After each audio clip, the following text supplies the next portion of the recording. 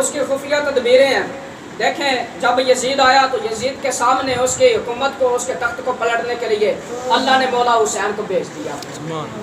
اور جب وقت گزرتا گیا تو 3 بادشاہوں نے قرآن کریم کے مسئلے کو تبدیل کرنے کی کوشش کی تو 3 بادشاہوں کے سامنے اللہ نے امام احمد بن حنبل کو کھڑا کر دیا.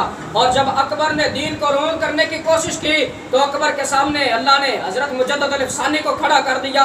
اور جب ختم نبوت جب فتنوں کی بات آئی کسی نے ہندوستان کے اندر کھڑے ہو کر کہہ دیا کہ حضور علیہ السلام تو ہمارے بڑے بھائیوں کے جیسے ہیں. کسی نے کھڑے ہو کر کہہ دیا کہ حضور کو دیوار کے پیچھے کا علم نہیں ہے. کسی نے کھڑے ہو کر کہہ دیا نماز کے اندر اگر حضور کا خیال آ جائے تو نماز ٹوٹ جاتی ہے, گدھے کا خیال آ جائے تو نماز نہیں ٹوٹتی. کسی نے صحابہ کے بارے میں بکواس کر دی, کسی نے اہل بیت کو بھونکنا شروع کر دیا. جب نئے نئے فتنوں نے سر اٹھایا تو ان سب فتنوں کے منہوں کو بند کرنے کے لیے اللہ نے اعلیٰ حضرت امام احمد رضا خان فاضل بریلوی کو بھیج دیا.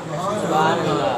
اور جب وقت گزرتا گیا 1 صدی کے بعد جب پاکستان کے اندر ختم نبوت کے قانون کے اندر ترمیم کرنے کی کوشش کی گئی, ختم نبوت کو بدلنے کی کوشش کی گئی, جب ناموس رسالت پر بات آئی, جب حضور کی عزت ناموس پر حرف آیا تو بڑے بڑے پیر, بڑے بڑے مولوی, بڑے بڑے مشائخ بند کمروں میں خود کو بند کر کے بیٹھ گئے اور یہ باتیں کرنے لگے کہ حالات کا تقاضا ایسے ہے, حالات یہ کہتے ہیں, چنانچہ ایسے تھا, چونکہ یہ ہے, چونکہ ایسے ہے.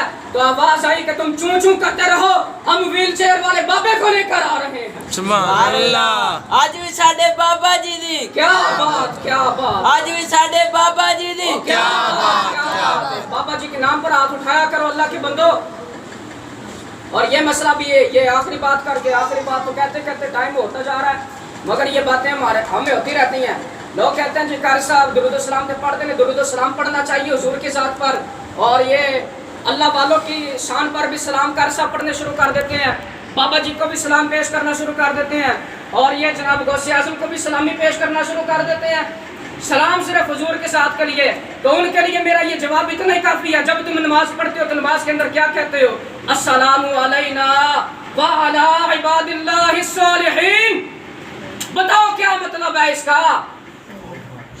اس کا مطلب یہی ہے کہ تم کہتے ہو نماز کے اندر یا اللہ سلام بھیج, سلامتی ہو ان کے لیے جو تیرے نیک بندے ہیں. صالحین پر سلام تم نے نماز کے اندر بھیجا.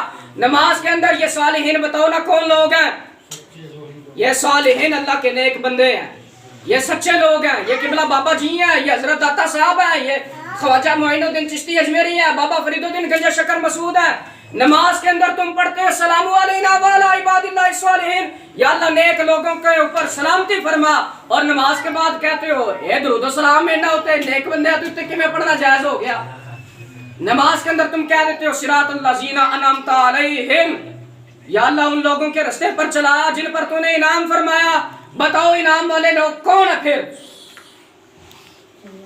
یہی لوگ ہیں, یہی لوگ ہیں انعام والے. تو جب بھی ان کا ذکر آئے تو اپنے آپ سے باہر ہو جانا چاہیے.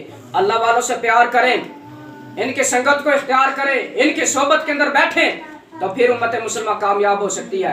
اور ہر گستاخ کو یہ جواب دیں کہ جہاں کہیں پر بھی کوئی گستاخ اٹھے گا, ہم قبلہ امیر المجاہدین کے مشن کے ساتھ کل بھی کھڑے تھے, آج بھی کھڑے ہیں اور قیامت تک کھڑے رہیں گے.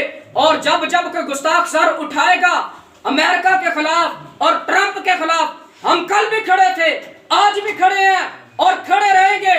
اور ہر وقت ہر گستاخ کی آنکھ میں آنکھ ڈال کر یہ بات کریں گے کہ ستم کر ادھر آ, ہنر آزمائے, تو تیر آزما ہم جگر آزمائے. وما علیہ الا البلاغ المبین. سنت ادا کر لے, اللہ ہمیں حضور کی محبت عطا فرمائے.